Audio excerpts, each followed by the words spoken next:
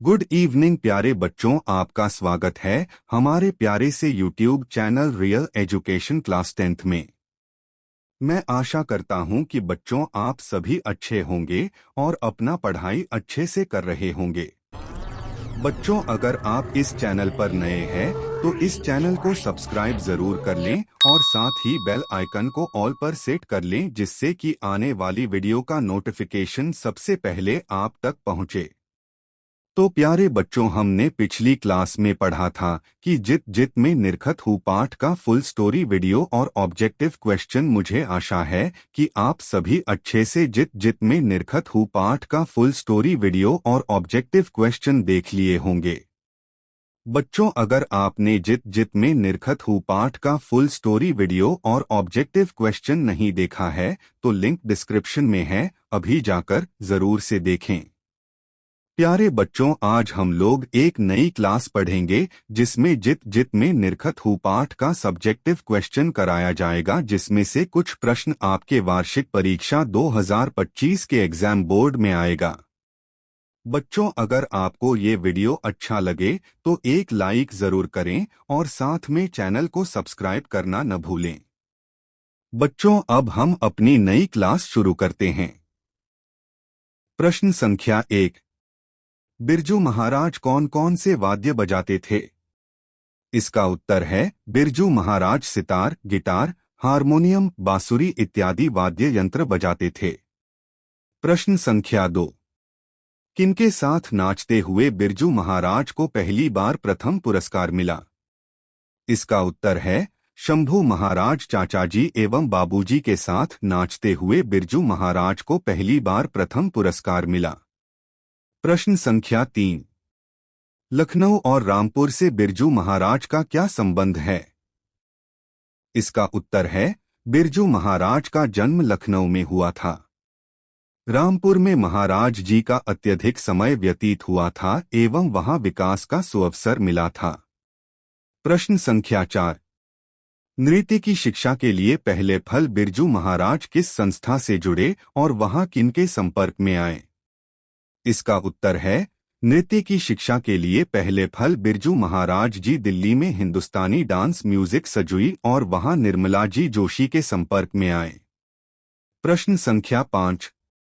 बिरजू महाराज की कला के बारे में आप क्या जानते हैं? समझाकर लिखें। इसका उत्तर है बिरजू महाराज नृत्य की कला में माहिर थे। वे नाचने की कला के मर्मज्ञ थे, बचपन से नाचने का अभ्यास करते थे और कला का सम्मान करते थे, इसलिए उनका नृत्य देश भर में सम्मानित था। वे सिर्फ कमाई के लिए नृत्य नहीं करते थे, बल्कि कला प्रदर्शन उनका सही लक्ष्य था। प्रश्न संख्या 6।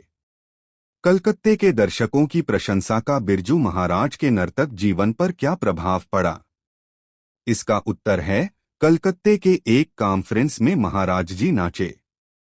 उस नाच की कलकत्ते की ऑडियंस ने प्रशंसा की, तमाम अखबारों में छा गए।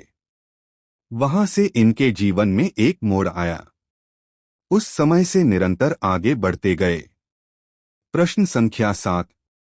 बिरजू महाराज अपना सबसे बड़ा जज किसको मानते थे? इसका उत्तर है बिरजू महाराज अपना सबसे बड़ा जज अपनी अम्मा को मानते थे।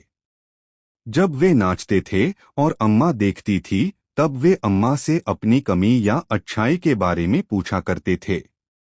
उसने बाबूजी से तुलना करके इनमें निखार लाने का काम किया।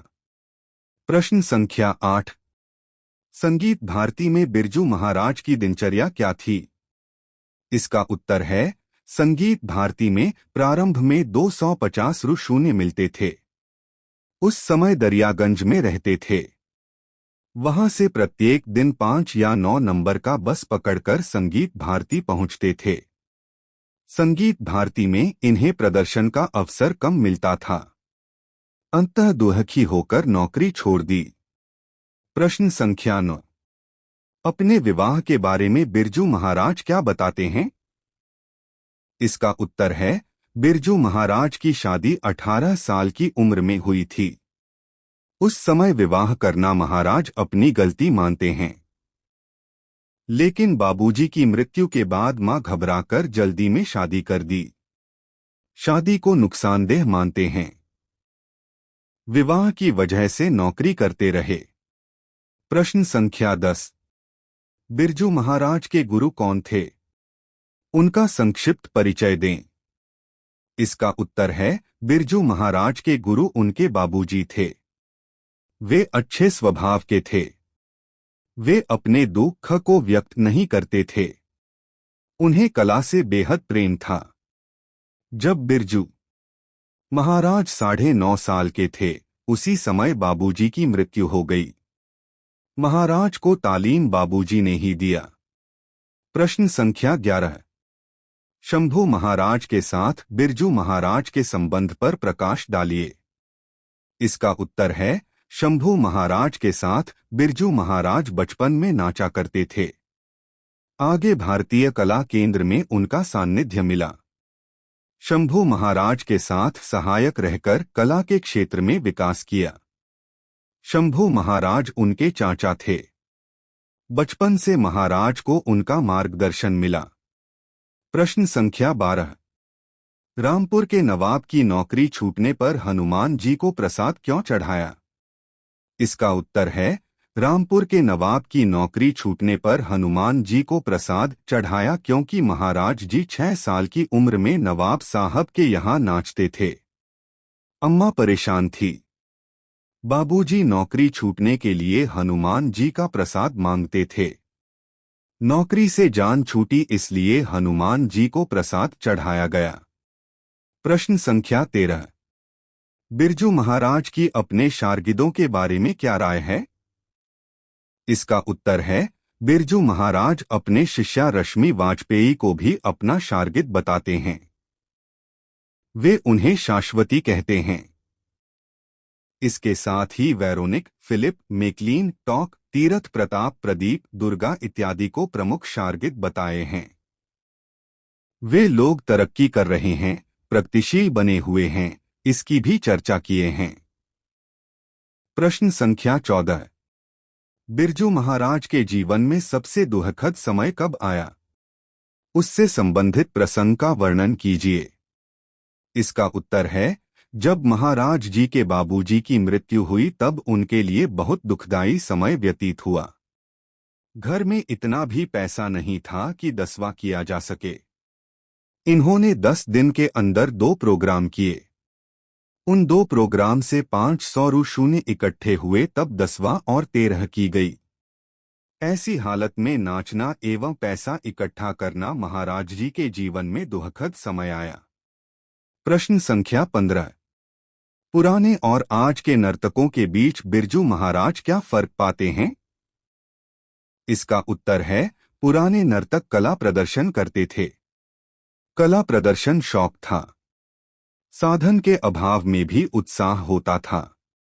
कम जगह में गलीचे पर गड्ढा, खांचा इत्यादि होने के बावजूद बेपरवाह होकर कला प्रदर्शन करते थे। लेकिन आज के कलाकार मंच की छोटी छोटी गलतियों को ढूंढते हैं, चर्चा का विषय बनाते हैं।